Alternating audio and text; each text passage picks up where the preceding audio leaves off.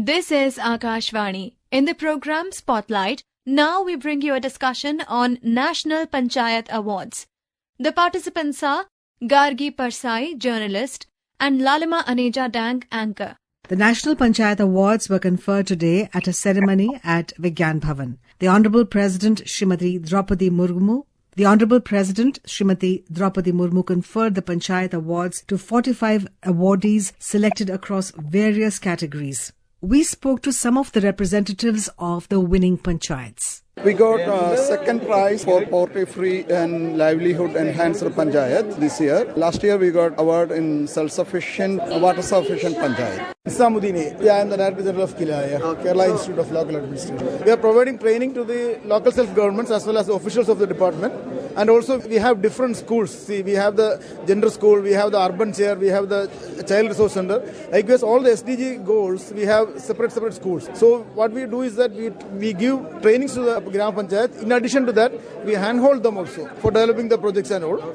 For more on this, we are now joined by senior journalist Gargi Parsai. Welcome, Gargi, to Akashvani studio. Thank you. Gargi, awards are undoubtedly a positive reinforcement for good work. Other than that, what do you think is the main idea behind these Panchayati Raj awards? Because Panchayat is, if you come to look at it, Panchayat is the smallest unit of governance, and a village could have as few as maybe 150 families, and it could be maybe 1,000 families. How do you view the awards, Gargi? Well, awards, of course, are motivation for the rest of the panchayats, because if you see that your colleague has been awarded for something, then obviously you want to do as well as him or her. And so people do learn from what others are doing. Basically, awards are a motivation not only for the panchayat which has won the award, but also for the neighboring panchayats do just as well. Could you elaborate more on these Panchayati Raj awards?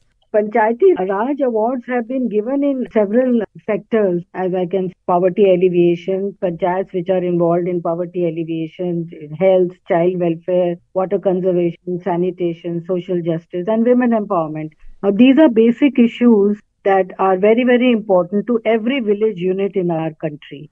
And if some panchayats have done well in, say, water conservation, the other panchayats can learn from that panchayat how to do it. Because, our country has such a varied weather conditions, varied geography, farming, varied. So at some places you have floods, other places you have drought. So panchayats that are involved in, say, making ponds or something to stop flooding, or people are getting into water harvesting. So other panchayats can learn from them. So if a panchayat is awarded, naturally it's an inspiration for the other neighboring panchayats to do as well. This time, as we understand, 45 awardees came at Vigyan Bhavan, of course, to collect the awards. Do you think it's a nice platform where, as you just mentioned, that India is such a diverse country, we have diversity of language, culture, geography, and in fact, geography changes everything, the way you dress, the way you eat, and what you eat, and how you eat. Now, when all of them converge at a common platform, like it has happened today,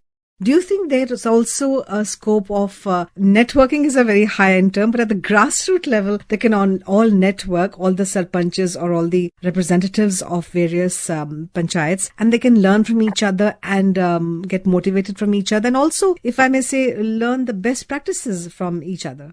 Of course, in fact, they have released a book of best practices today. And we see that panchayats from north, east, west, south have been awarded. So naturally, there would be a lot of interaction between the sarpanch and the head of the panchayat.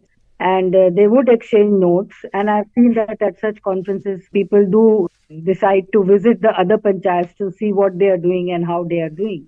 And one must remember that the basic purpose of the Panchayat Raj system is to have decentralized governance. That's right. Centralized governance, decentralized power, and decentralized funding. Now, right from the time that the Panchayat Raj Act was enacted in 1992, through the 73rd Constitution Amendment, these have been the basic concerns, in fact. And it took a long time for funding to reach panchayats and to give that freedom to panchayats to use the funds as they would like to use, because every village knows what's its problem. A problem of one village may not be the same as the problem of the other village. As I said, there is flooding in some village, there is drought in another village. There may be a village may lack roads, or a village may lack other infrastructure. Other village may be having roads but may not have schools or health centers or primary health care centers. So every village problems are very typical,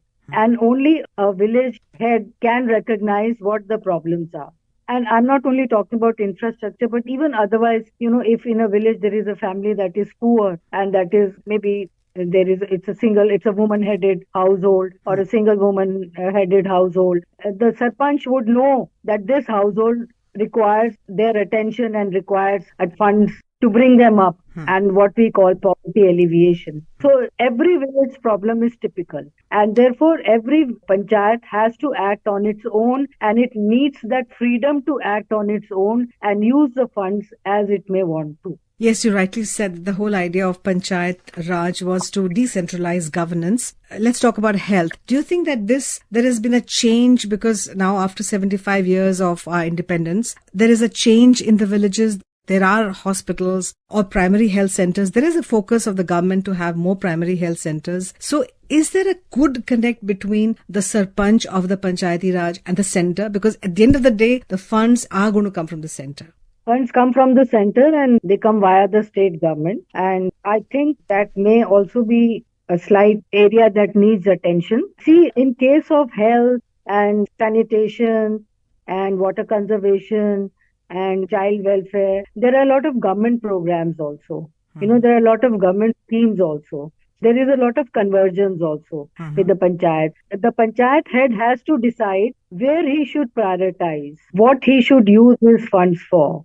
In some villages, they lack electricity. Some villages lack water. So the panchayat head has to see where he should utilize his funds so that the village progresses. And one of the major things, if I may say so, in the Panchayat Raj institutions was empowerment of women. Right. For that, women were given 33% reservation. Now, initially, when the Panchayat Raj came into being, women were empowered, but they were not equipped to implement that empowerment. Yes. They were not equipped to deal with the circumstances or to be able to govern the way they should have. And so there was a massive training program for women to let them know their rights and to let them know their duties and to let them know that how they should function. So we have come a long way from there. Now women are in the forefront, if I may say so, that even the self-help groups that have been formed at village levels have also helped women come out and become empowered, become financially independent, and because they have formed their own enterprises. And it is seen that women who take funds under the self-help group scheme, they normally return their funds. I mean, their record is better than men. Yes. Of course, the Panchayat Raj institutions have come a long way. But, as in everything, every system, every scheme, there is a lot of scope for improvement. I suppose even here, there is a lot of scope for improvement, I would say, in elections, for instance, elections to the positions in the Panchayat Raj bodies.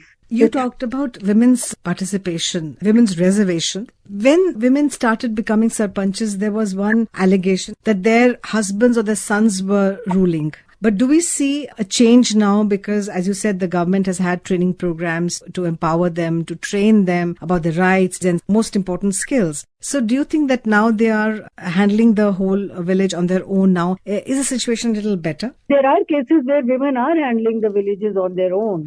And they have been empowered. As I said, the scheme of self-help groups, it has benefited women a lot because, under that scheme, women take funds and, they're dealing with money. They borrow money to form their own enterprises. It can be anything. It can be papad making. It can be mistich bags. They sell it. They find the market. They sell and they return the money. They make money, return the money. And so they have also become a bread earner in their family. A booklet on the best practices by panchayats on various topics was released today at the awards function. It defined clearly the local goals and targets and the role of gram panchayats in various sectors. For example, if it's a child-friendly panchayat, the book talks about 100% enrollment in schools as local goals. also to reduce case of child marriage, trafficking and child labor, and equal access to education for all children with disabilities. When it talks about the role of Gram Panchayats, it talks about quality nutrition, food to all children under the age of 5 years, and monitor the quality of midday meal. Also to monitor the services of ICDS and healthcare. Moving on, another aspect, Gargi, is infrastructure. It's very important that our villages become complete by themselves as far as clean drinking water is concerned, health, education is concerned, because greater migration has in fact led to cities teeming with people and villages getting emptied out, as there are in some villages in, let's say, Uttarakhand. So do you think there has been a focus on improvement in infrastructure over the last few years? Yes, indeed, there has been a focus on infrastructure, but I would say it is a bit slow in coming. And whether it has been able to stop migration altogether, I would not think so. Migration is still happening. There is some kind of a sense in people, that cities are better, even though cities are more expensive. They feel that cities are better place where they can earn better. I mean, indeed, there has been a change in infrastructure. There has been a change in electrification of villages. There has been a change in provision of drinking water in villages. Houses also have been constructed. But again, as I keep saying, that it's for every village to identify what is the problem, what is their problem, and what is the solution that they have in mind, and what kind of funding they need, and what kind of priority do they accord to each problem. Panchayat Raj institution system affords them that power to decide what to do for themselves, and which is a big thing, because if you can identify in your village what is the problem, whether you need a road more or you need a primary healthcare center, then you decide on majority view of the villagers, because villagers are very vocal, especially in Panchayat. Yes, absolutely. And you talked about veterinary services. That's true. In fact, India is probably the only country where Pashu is dhan. They say Pashu dhan, which means that the farmer treats the cow like his own family. There are hens, there are cows, all are treated like a part of his family, So we need to also take care of their animals, because animals sometimes are a source of income for the farmer. Absolutely. It was seen that, as about 60% of our agriculture is dependent on rain. So if the rain fails and if the crop fails, then this Pashudhan, as you said, brings supplementary income to the household. So it's very important. Yes. And connected with that is the veterinary services that should be brought to villages. Yes. And again, Panchayats have a big role in that. They should be able to identify that. As I keep saying again and again, that this is a decentralized system. That means you decide how you want to govern, you decide how you want to spend your money, you decide where the problem lies, and you decide what are the solutions.